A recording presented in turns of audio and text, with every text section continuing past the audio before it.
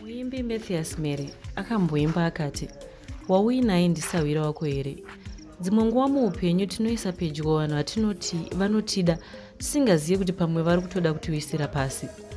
Nhasi tiri paChitsuwa Farm pedyo nenzvimbo inozivikanwa nekuti Dzanya mudunhu raChief Kasangarare.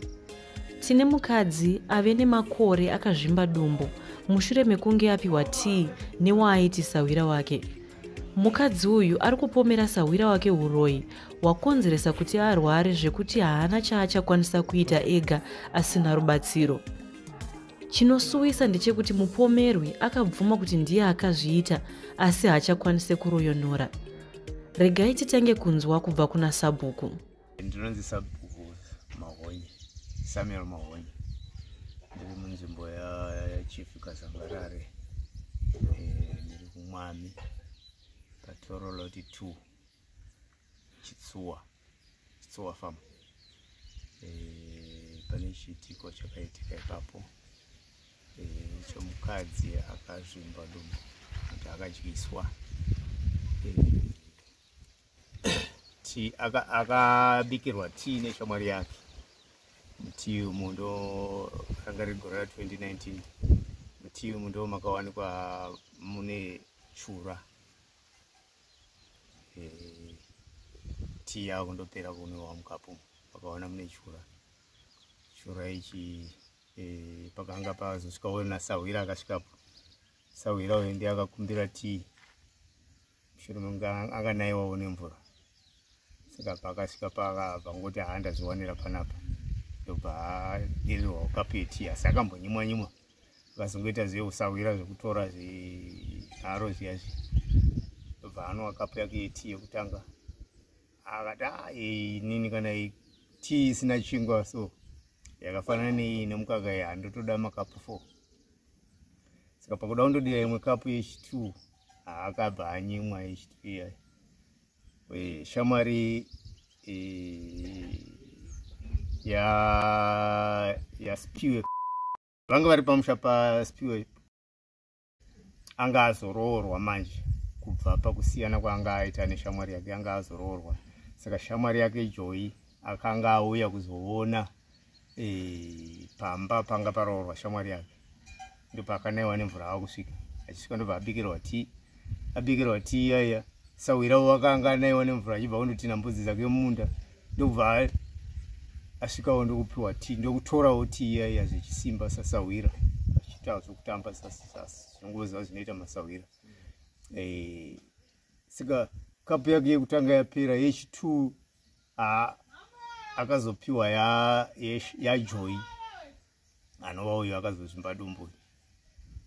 Saka pakunwa kapu iya yetii iya nekuti Joy akati haina ndifariri tii ndonwa doro saka kazhinji ndonyanya kuda sadzi. Saka tii torai mudi mupedzise ndaona munonyanya kukara shuwa ndo saka mamuchinyimwa tii. Saka vanwa tii iya yakundopera ndopavakaona mune kachura mukapu muyame. Kachura uyaya vakaedza kutaridza Joy. Joy akatomboti katii bhega. Asi vaya vakazotora kahuswa kakagari padhuze pamoto paya ndobva yakatenderedza kudai ndobva vaona chura. Ndokubva vazivisawo muridzi wemusha abika tii iya akanzi sorry shuwa ndofunga hameno zvangoitikawo ipapa chichi. Asi ipapo sawira uyaya anova Maidhila mukadzi waSvanda akabva atanga kurutsa nokuchaya ipapo. Akarutsa chaizvo. Sawira uya akanga auyewo anaiwa ndiye akanga akurutsawo abva kunwa tii iyoyo. Abva kunwa tii iyoyo. Asi Joy shamwari yaSpiwe haana kurutsa. Asi akazivisa kuti shamwari zvawatiitira izvi kana ndikaona chandinoona ndoziva kuti zvakutangira ipo panapa. Akazoendawo kukomboni kwaigara kwaJohn Embiko achizivisawo shamwari dzake nevamwe vavakidzani vake ndio zvaitika. Vagara kudaro Joy akazotanga kuita dambudziko remudumbu. Atanga kuzvimba mudumbu. Asi Joy semunhu anga asingafaririwo zvemaprofita nen'anga akaenda kuchipatara. aingoenda kuchipatara nguva yese achienda kuchipatara kusvika azodhirenwa mvura iye anoti akadhirenwa mvura inosvika kuma 25 liters. Akagara akadaro achingoenda kuchipatara achienda kuchipatara kusvika kuchipatara vasingachaoni chinhu mudumbu make. Iye anotaura kuti vekuchipatara madhokota ndo vakazopedzera vanoti iwe imboendawo kuchibhoyi nekumaprofita nogona kunge zvichibatsira isusu hatisina chochaona muchina hauna chaunoona. Ndo paakazotanga kutendererawo muchivanhu ndo paitaurwa kuti pane tii yawakanwiswa ine chura. Ndo paakazorangarira kuti mashure kushuwa shamwari yangu yakambondibikira tii ine chura. Satingati nemumwe mutauro chamunoti chura chingava chii? Kadacha.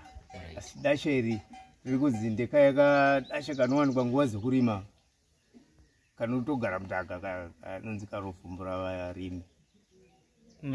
Akasiko kaike kanonzi kanonamatira kuti kanonamatira mumiti kanotiko kanozvimba kudai ndo type yedacha ranga riri mutii. Saka Joyi uya makawanda maanga akufamba achisangana nedambudziko rokungo achitsanangurirwa kuti tii yakanwa ndiye yanga ine dambudziko, tii yakanwa ndiye yanga ine dambudziko, kusvika azofunga kudzoka kushamwari yake kuti shamwari paya dambudziko iri rava kungonongedzera patii paya. Saka ngatimbofambawo tiri tione kuti zvinomira sei. Vakasvika vana kubudirira kufamba vari vese ndokubva ambotenderera ndokuzodzoka. Asi kudzoka kwangaita anenge anga ane pfungwa yekutoita zvehondo nauyu kuti vafambe Nyasipiwe. Saka akazosanganawo nevakomana vepashopu namarufu apo ndo vakamuti aiwa dambudziko rako iri enda kumasabhuku mumbogariswa pasi vaedze kumunyengetedza kana ane zvaanoziva agone kubatsira. Saka shuwa ndo zvaakaita akauya kwasabhuku ali ndobva vauyawo kunoku ndokubva tavatora vari vaviri 3-2 ati nyaya iyi hatisi kuda kuti izikamwe nevakawanda, toda kungoti iwewe kana une zvaunongoziva wodi wogadzirisa yongopera yakadaro shuwa. Takaita saizvozvo. Akatenderera airamba asaibvuma kuti shuwa tii akamubikira tii. Zve akazovutiwo inini kuziva kondiita ndokuti kana ndakambonzwawo nevamwe kuti kana akatora duri orisa pamusuwa ojamba achipinda mumba odzoka otora mbambaira tsvuku iyaya oitsenga achisvipira padumbu pake apo zvinogona kuti dumbu rake riserere. Uyezve oenda musango oenda pamusokosiyana ofura asabata mashizha acho nemaoko anongodya nemuromo otsenga achienda kumba kwake asacheuka kana akasangana nemunhu asataura nemunhu. Zvaiti akanzwawo kuti ndozvazvinoitwa sika tikambofunga kuti kana akanzwawo pamwe kungosipa munhu anoda kungotaurawo semunhu wechikuru kuti asanyanya unyara nechi. Asi patakazonyanya kumubvunzisa akati aiwa inini panguva yandakamboteera kasingaperi paipai ndo zvandakanzi ndishandise nevamwe. Tikati manje zvinoenderana here nekuzvimba kwedumbu kwoumwe wako? Kanzi ndo maziro wandinoita chii. Saka takazombovakumbira vari vaviri kuti chimbofambai muri 2 muone kuti dambudziko riri papi nekuti uyu ari pamwe ari kufungidzira. Saka iwe chimboendawo mundozvinzwira. Zuva iroro vakasimuka vachiti vanoenda asi havana kuzosvika kwavaifanira kuenda. Vakadzoka vaiti hanzi kunobhadhariswa. Vakati ndobva vawirirana kuti mangwana acho vaizosimuka vachienda kumwe. Asi nzvimbo dzainge dzava kutaurwa neumwe waNasipiwe Joyi yanga asingachakwanisi kufamba kuti angafamba long distance akaenda kudzoka. Dzava nzvimbo yekuti akaenda anogona kuenda kuti undorarako umbozorora wozogona kufamba zvemangwana nekuda kwecondition yake kusimba kwanga kwakaita dombo rake uye semunhu anga asinganya haana chikafu chakuti tingati anodya zvekuti zvingatoonekwa kuti adya chikafu saka akakundikana uye hama shamwari yake Spiwa anga kungoramba achitaura zvekure saka pakaita mazuva 3 vachiedza kudi kuenda kuti vafambe Joy achingomukira kumba kuyo Spiwe kusika Spiwa azoda kusungisa Joy pakuti anzi uri kundinanga uroi plus uri kuuya uchindishungurudza pano pamba vakatombooenda kumapurisa kumwamiko mapurisa vakavadzora aita no nyaya inoenda kumasabhuku aiuyi kunoko ndikubva vadzoka Spiwa haana kugutsikana nazvo akaenda kunomangara kwasabhuku futi umwe mukuru wemasabhuku kwaRuhanga uko isu ndokuona mamiri anga akaita Joy tikaona sokuti uyu ari kuedza kuti anogona kungoparadza umbo kuti Joy mazuva ake anogona kutongo nokuti zuva rega rega dombo riya ranga richiramba richingodi richikura uye uyo achiperawo simba saka sabhuku ali ndio vakazofona kwamambo kuti ndochitiko chiri kuno kanzi uyai tione kuti zvakamira sei ndobva kwaendewa kuya tikapuwa day takazopuwa zuva rekuuya kukoti kudare kwamambo zuva riya rakwanawo ndobva taenda kwamambo asi Spiwa takatambura kuti tumuwane anga akutongotiza patakazomuwana zuva ranga rafa tatanze 10 o'clock takazomuwana manga 12 ndokuenda naye akati ndikwanise kuenda ndiri ndega todaone hama dzangu tunga takadriva kusvika paHiro apo kanzi mirai ndidaidze bamukuru vangu apa pamuodzi achisvika pamuodzi paya akaona pasina vanhu ndobva apfuurira kwasekuru vake kwakachingamire takatozomutevera zvokuti kuzobva ikoko nguva dzadzava kuma1 kuzofamba kuenda kwadare takaona dare ranga vanga vapedza paipa asi takapuwa mukana wekuti vatsanangure urwere hwaJoy kuti hwakamira sei uye hwakatanga sei vedare vaenda pavatipa zuva pamusi wa22 enda ndobva vari pamusi wa22 musi wa22 uya vedare vakazoti no kuti timirire musi wa22 hazviiti nemamiriri akaita Joy aya hazviiti kuti timirire zuva iroro asi chimimi tokupai kuenda kumuprofita Shaviri kupenga nekung'anga zvinobuda ikoko zvikafanana toziva kuti imimi totangira ipapo saka zvakazoitika ndezvekuti takanzi yanga iri Saturday tobva tanzi chitatu tichiuya chitatu chacho tichienda takasvikazve nguva yanga yafamba paya mota dzakambonetsa dzokuhaya kuno kuti tiende tizosvikawo kuya ndokuenda muprofita wataifanira kutanga kuenda anga asipo ndobva tazoenda kuShaviri kupenga saka rekupenga iri ndoripi mai pane anogara izita pane anogara kuKetsanga vanonzi Barnabas ndokwatakaenda ikoko Barnabas akadaidza umwe wake saka vakanga vari vaviri ndofunga ikoko ndokwakatsanangurwa nyaya yake yese mabatira akaita asi takatombofunga kuti arasika asi nokuti pakutanga angosvika achitanga kutaura kuti nyaya iyi iri muno mude kuti mai ava nhumbu yavanayo haisiye mwana hamuna mwana mudumbu asi inotamba inodi zvese inoita kuratidza kuti inoita senhumbu asi hamuna mwana zvachose mushonga wakashandiswa chokutanga chakaitika muchigara mese pakatorwa chipfeko chako chemukati chakabva chataurwa noruvara cheblue ibhurugwa reblue rakatorwa ari pamubhedha ranga rakasiyiwa pamubhedha ndorakashandisa bhurugwa iroro neweti yake yakashereketa pakutanga akatsanangura achienda ane mamiriro anga akaita iye nekwaakawana ndingatsanangura here kuti zvakafamba sei. Tsanangurai zvese. Zvakatsanangurwa ipapo kwaakawanira basa rake reuroyi, nekuti akatozonyatsa kuburitsa kuti uri muroyi, asi mawanira akaita basa iri kunonzi iye ari mwana mudiki achichengetwa kwaangakurira kwana mbuya vake, ndokwaakatemwa nyora dziri pamuviri wake. Shuwa pakatumwa madzimai anga aripo kuti vaende naye kundomutarisa. Vakamutarisa vakaona shuwa muviri wese, mubvabvu, kumusana nepadumbu apa pachipfuva nemumafudzi mune nyora dzirimo.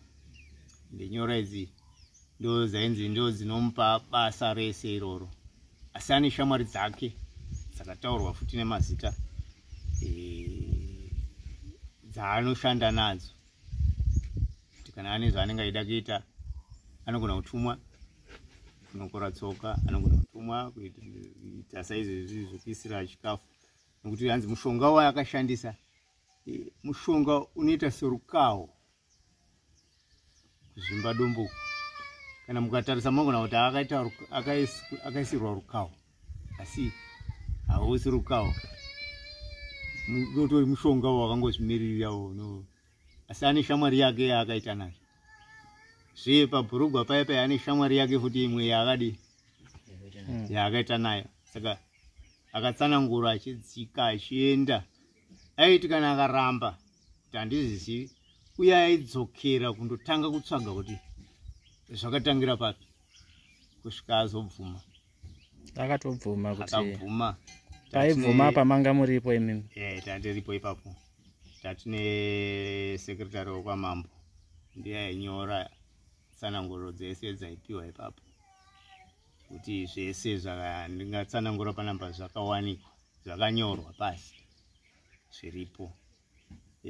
Ndonga takatora nguva yakareba kuzosvika pakubvunzwawo kuti murume wako ari kupi. Kanzi takaparadzana, murume akangoenda chikanzi tikuona mushonga mumaoko ako, iwewe wakadyisa murume wako, asi mvura zvawakamudyisa wakadyisa munhu asingadyisiwe, nekuti pawakangomudyisa ndo paakabva aenda. Shuwawo akabva angoenda, haana kudzoka. Pakudyiswa pananzwa mada kutaura nyaya yekuti mvura hanzi akadyiswa mvura yechitunha, mvura dzinogezeswa chitunha dziya ndo dzaakadyiswa.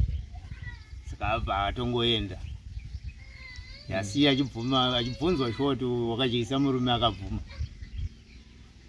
Shuwa ndakadyisa. Saka zvakawanda, ane mabasa akawanda anonzi anoita, anonzi ane chuma chaanacho akasungirirwa musoro wekamba, kuti kana akarerera zita rako ipapapo uponi. Alright, imimi sasabhuku manga muchibatsira nditi nemamwe masabhuku muchifamba mosvika moudzwa kuti munhu uyu ndo mamiriro akaita. Imi mamunawo kuvhundukawo kuti zvino munhu watiri kuda kuedza kufambira nyaya dzake idzi, ko mhuri dzedu dziri safe here? Imimo hamunawo here zvamunoti ininiwo ndakambofungidzira kuti kana kuti ndakabatwawo nemweya wekutya kuti munhu uyu zvino zvingakwanisika here, kana kuti iwo imi madzisabhuku pamwe munenge makasimbawo?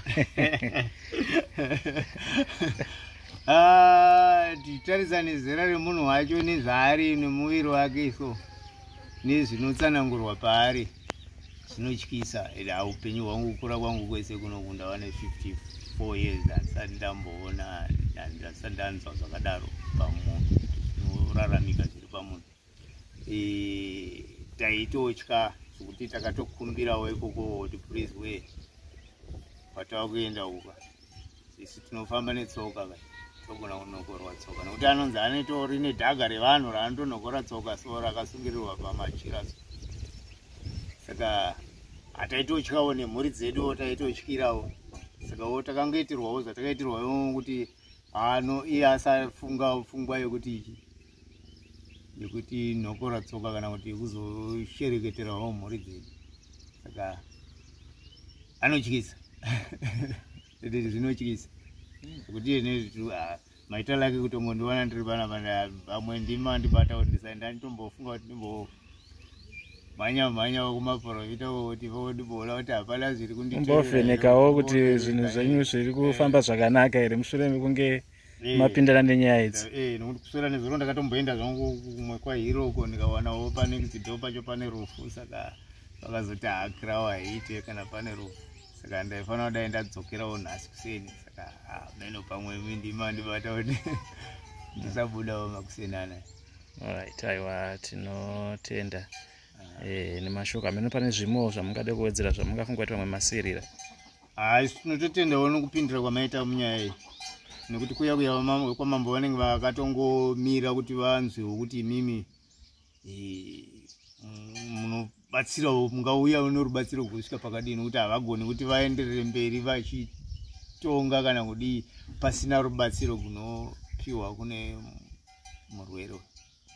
Inini ndinonzi Rejoice Muturu, ndinogara paChitsuwa Farm kuKaroyi. Inini pakatangira dambudziko rangu ndakatanga kufambidzana kushamwaridzana neshamwari yangu yechikadzi, sezvo tese tanga tisina varume, tichifambidzana. Mumwe wangu ndobvazowanikwawo, hatina kusiya kufambidzana. Saka inini mumwe wangu ndaimuyamura semunhu anga ine mhuriwo yakawanda yanga iri panzvimbo yangu yanga isiri panzvimbo, ndandine vana ipapo. Mumwe wangu uyu zvaakazonondiita ndaenda kumba kwake ndichiti ndikuenda kunotora mari yangu yanga akwereta $8. Ndasvika kumba kwake, mvura ipapo yainaya. Akati shamwari wafamba nemvura. Ndakati ndati rege ndione mumwe wangu nemvura yaafambi. Zvanzi waita zvakanaka, nhasiwo kusvika pano.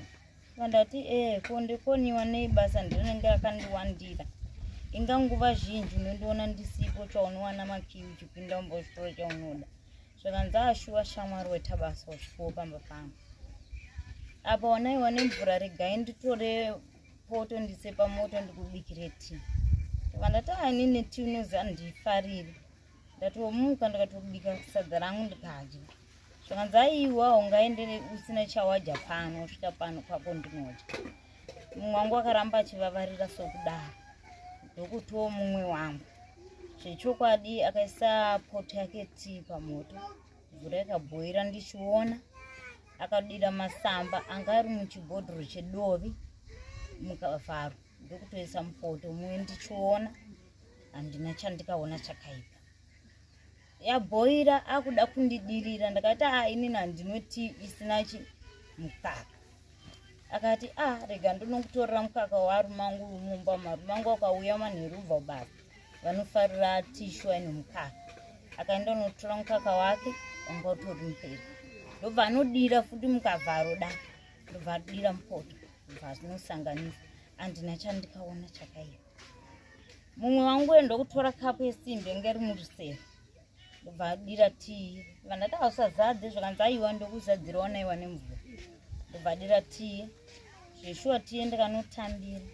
Ndakainwa kanokwana katatu. Ndobva ndanoisawo pasitovu saidhi kwemoto. Zvadaro kukauya umwe mukadzi anoitwa Maidhila.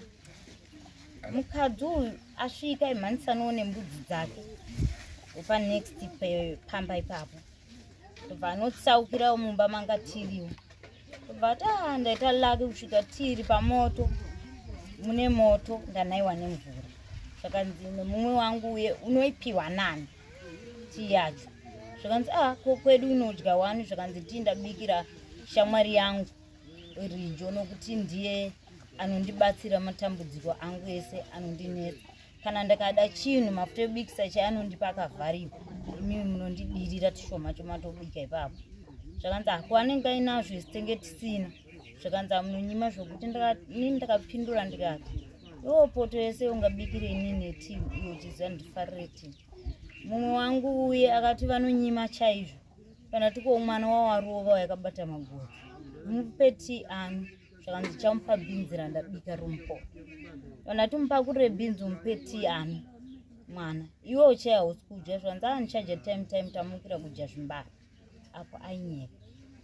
mukadzi uyu akaita zvechisimba ndokunhonga kapu murusero, ndokutora tii yanga iri pamoto, ndobva azvidirira, ndokunwa yese ndokupedza. Paakada kudzokorora chiti nini handikwanise kunwa tii 1 kapu isina chinhu. Iwe wamai iye nda kukubhohwa nezvawaita kumba kwangu neja ndikulimita. Ndobva ndati handosaka manyimi wawa tii mimi mune pamuromo. Chioyi yangu yandasiya yakazara 1. Shuwa akabva atambira kapu iye yangu yacho iyoyo. Ndobva anonwa tii iye tiri kukurukura dzimwe nyaya. Anwa tii iye pasi apa apedza. Ndakaona amaidhila vaiva vatarisa mukapu. Ndokunditarisa, ndokutarisa Ama Innocent muridzi wepamba. Ndokutarisa futi mukapu ndokuti ndibva ndati maonei mune pamuromo ndinu. Ndobva atondiratidza kudai. Ndakati akatibekisa nokuti chura weyanga akaratidza dumbu kudai. Dumbu reye nemasamba aya ndobva raita kunge raita mavara mavara kudai. Inini ndobva ndadzima zvokutadza kuziva kuti haana kuisa matibekisi. Ndakati matibekisi uye ndokuona kuti handisi kuona. Akasimudza gumbo rangu semunhu ndandagara pasituru. Ndobva arisa kusaidi. Ndobva anobheura ndokutora kahuswa kanga kusaidi remoto. Ndobva anonyukura kudai chura uyu. Ndobva anokwidibira kudai. Kachura kanga kadiki diki. Kadiki diki kasingamboite kane brown kumusana nemasaidi makaita break. Ndobva ndati naiwe shamwari. Ko iwewe wabika tii. Vamwe vese kuwarambidza kunwa tii. Iwe hauna mhuri yako haina kunwa tii. Saka iwewe chura uyu wangoisira inini here. Mumwe wangu akasimuka ndokutanga kunyararidza mwana anga ari kusere anga akarara asingacheni. Akanditi aiwa sikana. Imistake yaitika imvura yekumarata. Pamwe ndachera nepoto mvura yekumarata. Ndobva ndati ayo. Dai iwewe wachera nepoto imvura yekumarata. Ichitanga kubhoira. Chura uyu anenge ari mupenyu antaitomuka ko apa. Sei asina kutomuka ini poto yanga yakavhuriwa wabika zvese nchiona. Wanduraya chura haitoda ende chura wako uyu akaoma. Mumwe wangu akati akabva abuda panze ndokudzoka. Saka ndirege ndifonera rume angu kuti ndozvaitika kuno. Shuwa ndakada kuita noise pamba ipapo ndokuzviona kuti hazvaishanda. Ndirege ndinoudzawo vanhu kuti ndozvaitika. Uyu wokupedzesera kunwa kachura pakapu yangu akabva tanga kurutsira mumba imomo achinobuda panze. Murume wacho ndokuuya next door. Akati ko chii chaitika. Ini ndobva ndamutsanangura ndichiti tanwa tii ine chura. Murume akanopinda mumba make ndokubuda netipoti hombe yanga ine tii achinobheurira pasi achiti mazvoona zvamunoita vakadzi munoenda kunonwa tii mumaraini asi tii muchisiya pamba yawabika wega. Zvinhu zvakangondishupawo. Shuwa ndakauya kuno ndokuudza vamwe yanga iri 2019 ndobva ndazviti pamwe mistake. 2020 ndobva ndatanga kuzvimba dumbu rangu rikukura ndokuendawo chipatara kumwami. Ndobva ndanzi Karoi ndasvika kukaroi zvakanzi Chinoi. Ndoendawo Chinoi ndokunzi hapana chatiri kuona ndokudzoka. Ndadzoka 2021 dumbu rerungonditambudza ndingotenderera muzvipatara. Ndapiwa kuti mapiritsi takanzi fruits made hataishanda. Kuzvimba njizvimba makumbo kusvika muchiuno. Ndodii ana chiremba pano pafamu pandigere pano. Ndobva vanodhonetawo mari ane dhora ane pondo. Ndobva ndanoendeswa futi kupi kuchipatara. Ndobva ndaendawo masejari. Mvura inoonekwa kuti dumbu mangu mune mvura nhasi. Chokudhirena mangwana. Tichiona kuti yomiri inohwanda wakadii. Yacho yoda kuraswa inohwanda wakadii. Mvura iye mangwana haioneki. Asi dumbu rinenge rakafuta hanzi haichakwana lita. Zvii zvinoda kuitika. Inini ndobva ndaramba ndakangosimba nechipatara. Ndokuenda kumurungu ari pano nenzi Gelobs. Ndokumutsanangurira nokumupa makadhi. Zvechokwadi akandibatsira nemari yandisina kumudzorera. Ndobva ndanodzokera futi kuchipatara. Hazvina kushanda. asi dumbu rainge rakangofuta kudya kuchitondinetsa. Zvadaro handina kuchapfungwa yekufamba kana maprofita kana kun'anga. Ndakakurawo zvisimo mandiri panguva yacho iyoyo. Ndobva ndaenda kwaChundu kumusha pano pabasa. Ndiri kwaChundu ndobva anamai vatangawo kufambawo. Mai vangu ndoava vanobatikana vanorwara. Ndokungofambawo ndichingopiwawo, ndapiwa zvimidzi ndanwa, ndapiwawo zvimatombo ndanwa, ndichirutsa ndichichaya. Dumbu riye ndobva raita kunge raserera asi harina kudzokera paposition. Ndati nini ndochengeta mai nevana, chiregedzai ndidzokere kubasa. Ndokuuya futi kuno 2022 ndobva ndanoe dumbu ratanga futi ndokuenda kuKaroi hospital. Karoi ndakagara mwedzi wechi2 ndobva ndaendeswa kuChinhoyi hospital. Ndobva vanondidrena mvura yavakanodrena yanga ine uwandu we26 liters asi anodrena 1 day. Ndakatogara chipo che3 months ndiri muchipatara pasina anonditevera kana anondifonera. Ndaita zvezvokuti vai vanouya vanonamata vai vasiyawo dhora, so ndichibatsirikana. Ndabudawo muchipatara ndakanobatsirwa kunomirira mabhazi kutauni kuye kuChinhoyi. Vanhu ndopavakatanga kudhoneta mari. Ndichiti ndakati ndifambe kudai taidona ndanga ndisina anonditevera. Mai vangu vaduka vanorwara apo ndo vane vana vangu. Vana vangu havachaenda kuchikoro kusvika pari zvino. So zvadaro inini ndadzoka zvakare. Dumbu rakaita kunge raita nani ndichibva kuChinhoyi hospital zve2 weeks ndobva ratanga futi kusvika pari zvino. Ana chiremba muKaroi ndomandinotambira. Vakaungana vakanditi iwewe unomboendawo here kumapostori kana kuchivanhu. Izvi zvinhu zvako izvi zvinogonawo kudawo chivanhu. Wabva ikoko uzouyawo kuno pamwe unovhurirwa kugwara. Izvi tozvizivawo izvi zvechivanhu. Ndakatanga kufunga sei vadaro ndobva ndanoenda kumusha. Ndasvika kumusha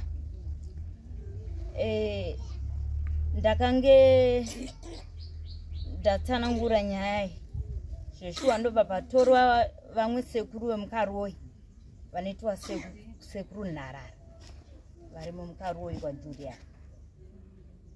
Vakandibatsira.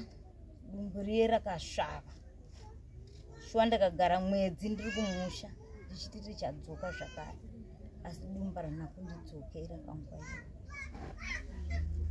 Saka dumbu iri rakaita sekunge rasvava kana raakudzoka kuti ritange futi kufuta.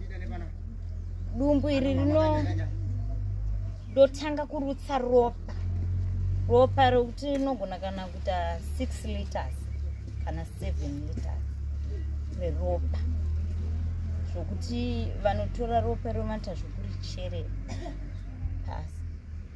Dumbu ririkutanga futi kufuta.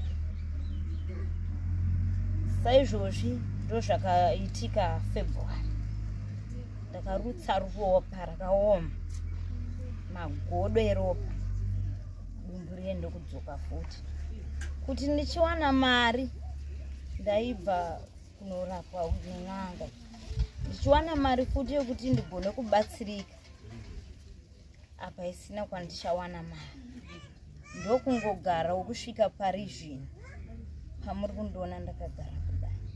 Asi mese mandiri kufamba wamaprofita muchivanhu iri kudzoka nyaya yekachura.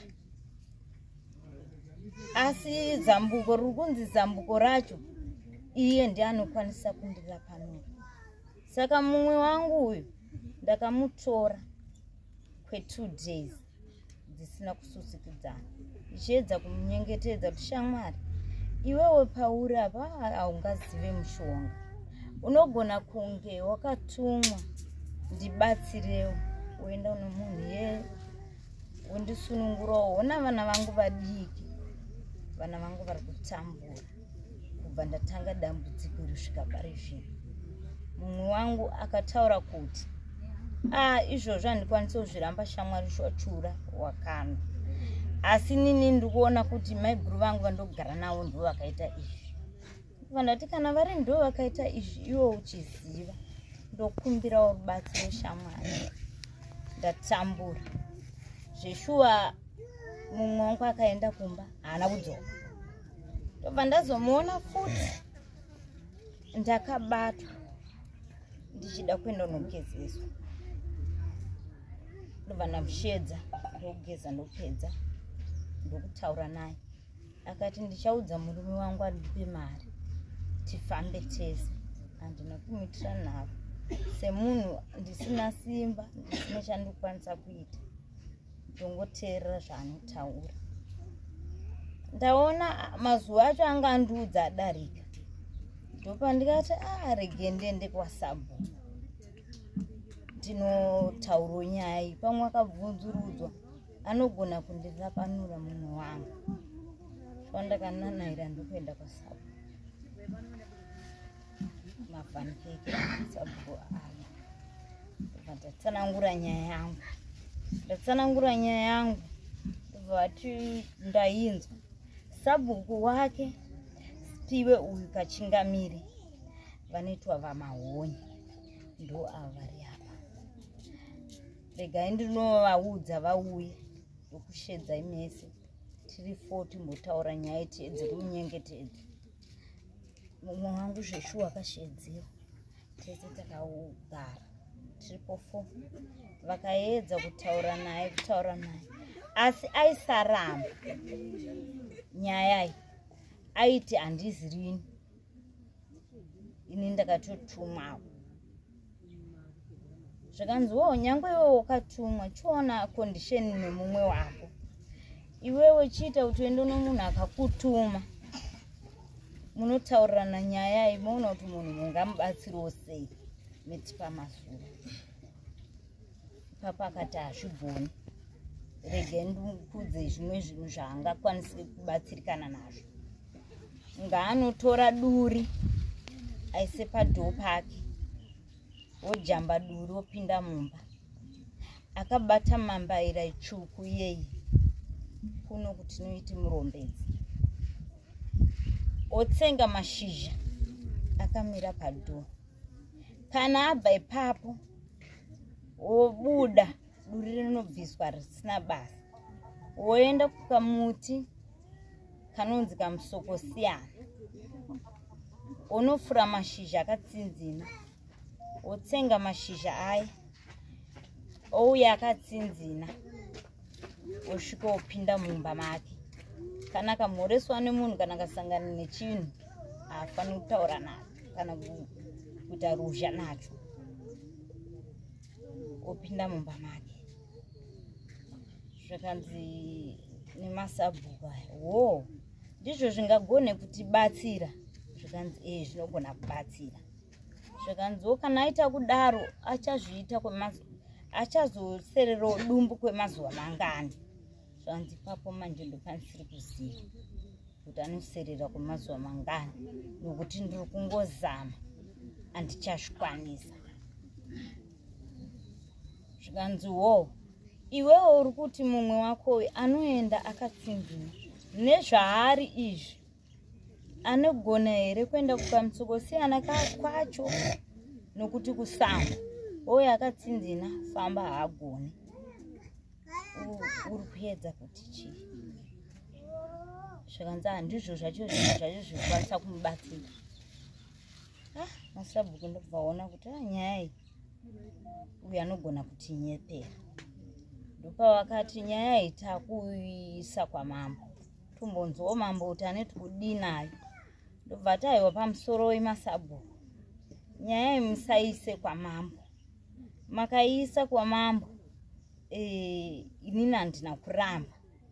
Ndipei nguva ndimbofamba naye pavanhu 3 pamwe vanogona kutibatsira. kushuwa masabhuku haana kuramba. Zvakanzi nhasi endai padhuze apo nenanaidzana. Inini kufamba ndigona. Kana ndachinge tasvika nguva dzatinosvika ndogona kukumbira kurarako ndozonanairawo kuseni iwewe wokurumbidza kudzokerawo vana vavo. Hazvina kuipa. Asvika pamba pake inini ndandakamira kurodhi, mumwe wangu achinja achada kuti tende. Waramba tenda mangwana. Mangwana kwachena ndakamuka shuwa ndokunanaira ndakati ndindi kurwara. Ndinogona kushora zvinhu zvinondibatsira ndokuenda. Mumwe wangu akapinda mumba ndogara nemhuri yake. Akati nansoda zvokunetsewa pano pamba pangwana. Ndamutadzirira. Zuva rechi3 anotanuka ndaida kuzadzisa. Kubva ndaenda. Ndobva anobuda mumba. Akati wandishupa stereki iwewe. Ndakakuudza kuti ndojamba duri. Ndati aiwa kwanditi ndimi makataura mega ani here pamberi pemasabhuku kuti tifambe. Ndozvanga ndida kuzadzisa. Ndokubuda ndokuenda mapurisa. Saka nyaya iyi kupolisi yagara iri kuziva nokuti mapurisa akambomunyinga. Akamboedza kumuchisawo zvokushaya basa. Mapurisa akati dai nyaya idzi dzanga dziri dzedu. Aiwewe munhu waimurapa nuwe. Aenda kupolisi kuye ndabva zvanzikana iri nyaya iyi yemunhu wakajisa chura. Kana wauya nemushonga kuti wazisiya mushonga pano.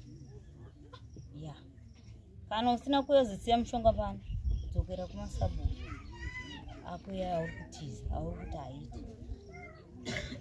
Ndokudzoka. Adzoka ndokunyorerwa tsamba nasabhuku Mavhunga, mukuru wemasabhuku, kuti wanangiwa uroyi naRiju. Chienda unomangara kuno umwe mukuru wavo futi anoitwa Ruhanga anogara paMwama. Kanda nomangara Samoni ndokuwe. Mambo ndobva afonerwa. Zvanzi hakuna zvakadaro. Ruhanga uyo ndokufonerwa. Zvakanzi hakuna zvakadaro. Munhu anoda kutobatsiriwa. Amusunge munhu ari kutaura kuti akajiswa kachura iye muridzi achibvuma kuti shuwa akamujisa. Toda kuti vanhu ava vafambe kun'anga dzangu inini namambo. Zveshuwa takaenda muSwakorofu kun'anga dzamambo. Ata 2 days 3. Mumwe wangu hapana kana chakaramba. Akatonotaurwa zvimwe zvinhu nokubvuma zvanga ndisingazivi zvokuti anotori nependi rangu raainaro. Pendi ndakarishaya zveshuwa asi ndaingoti makonzo atakure. Iye akabvuma kuti anotori naro kumba kwake. Saka ndo nyaya yandiri kuchema nayo. Kundiona ndakagara kudai kusvika ndizotsvagawo rubatsiro.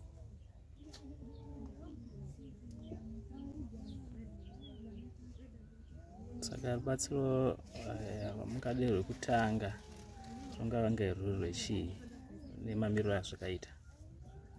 Inini rubatsiro rwekutanga rwandingadi ndorwokuti dai pawanikawo n'anga dzingakwanisawo kundibatsira, dzandibatsira ndozoendawo kunana chiremba pamwe ndingavhurirwawo gwara kunana chiremba uko, nenyaya yekuti pane pandikamboenda kuchipatara muNovemba ndikanoiswa 2 pints dzeropa ndigere kuchipatara 3 days. Zuva rechi4 ndobva vanotarisa ropa ndokurishaya. Kadhi ririmo mumba rakatonyorwa neredhi nezveropa, handina ropa. Izvinhu zvakangoshamisawo futi manesi kuti ropa ratikaisa nezuro nhasi hapana sei. Saka ndaona kuti kutangawo nen'anga dzingakwanise kundibatsira sezvo zvinhu zviri kushanda nemushonga. Ndaona kunge zvinogona kundibatsira. dambudziko randanaro iri chakanganisika chikuru chandiri kunyanyoona ndechekuti semunhu ndisingakwanise kuona mudumbu mangu kuti makamira sei. Mbabvu dziri kundirwadza, pamwe kuda kufuta kwedumbu, uyezve makumbo ari kundibata. Kusimuka handichakwanisa, ndine simudziwa ndakada kufosera ndinotokwanisa kutodonha zvokutombostika ndakadaro. Uraramo handinawo, ndaane uraramo hwekuti wauya nesipo auyawo zvinhu zvakanganisa inini nemhuri yangu.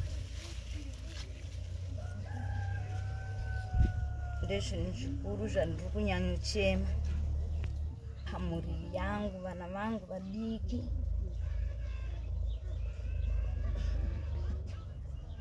Handichakwanisa kuvachengeta kana kuvaendesa kuchikoro.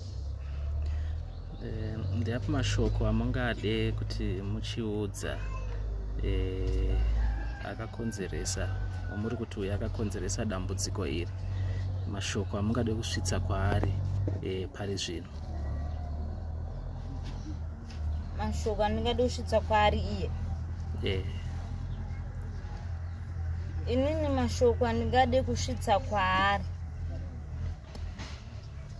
pari zvino, inini handisisina mashoko andinosvitsawo kwaari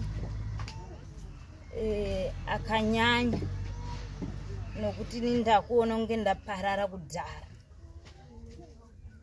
Inini ndinongotiwo nokudawo kwaMwari, nyangwe ndakachidzorora iyewo awanewo rugare sokurongawo kwaakazviita ndisina chandikamutadzira.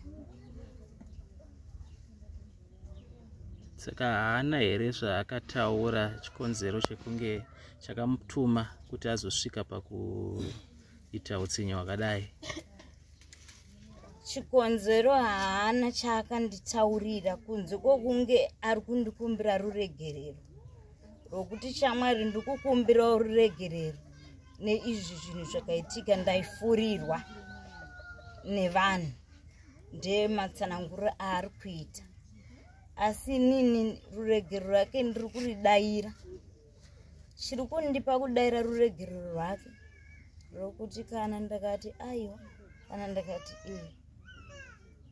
zvakangofanana, nokuti iye ari kuti haasisina chaachakwanisa kuita, haazive, ari kutodawo vanhu vanotomubetseredza kuti ndikwanise kusunungurira. Mari haana, anengewo inini. Saka handisisina simba naye. Ko zvinozvi tikubata zvokubatsira munhu kugezesa kana kusimuka kana kufamba kwacho sezvamuri kuona saizvozvi, kusvika pastage asvike, kusvika vanhu vauya semaonera maita, ndoupenyu hune munhu. Kubva dumbu richitanga, kudya hapana, kunwa mvura hapana, zvese ndezvokungoitirwa akagara chete, hapana kana chekuita. Mimi ndimi ani wavo? Mimi ndiri munin'ina wacho, ndinonzi Taropafadzo Muturu. Nati mune herewo chikumbiro chamuinacho, rubatsiro rwamungadawo nekuda kwedambudziko ramuri kusangana naro?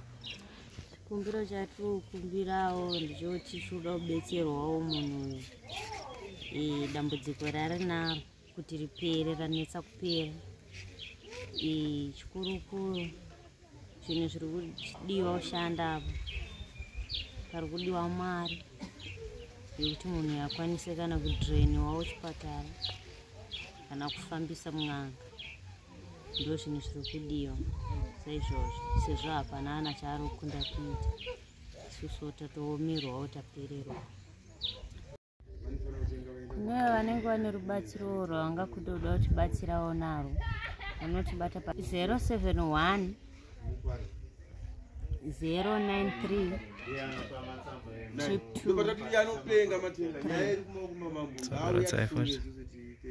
071 093 3 kumapeta.